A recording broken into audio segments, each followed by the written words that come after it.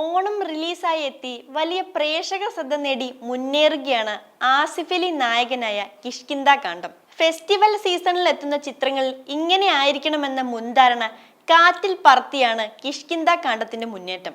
Mystery thriller ഗണത്തിൽപ്പെടുന്ന ചിത്രം ആദ്യ ദിനം മുതൽ ലഭിച്ച വലിയ മൗത്ത് പബ്ലിസിറ്റിയാണ് ഓരോ ദിനവും ആളെ കൂട്ടുന്നത്.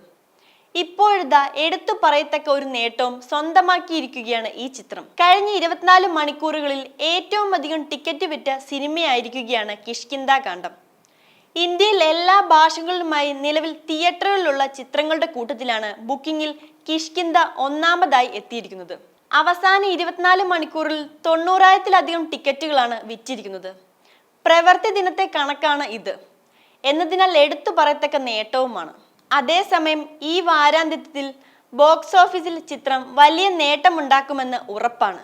കക്ഷി അമ്മിണിപ്പിള്ള എന്ന ചിത്രത്തിനു ശേഷം ദിൻജിത്ത് ഐത്താൻ സംവിധാനം ചെയ്ത ചിത്രമാണിത്. ബാഹുൽ രമേശിൻ്റെതാണ് ചിത്രത്തിന്റെ രചനയും ഛായാഗ്രഹണവും. ഛായാഗ്രഹനായി നേരത്തെ ശ്രദ്ധ നേടിയിട്ടുള്ള ബാഹുൽ രമേശിന്റെ ആദ്യ തിരക്കഥയാണിത്. ആസിഫ് അലിക്കൊപ്പം ചിത്രത്തിൽ പ്രകടനം കൊണ്ട് വിസ്മയിപ്പിക്കുന്ന ഒരാൾ വിജയരാഘവനാണ്.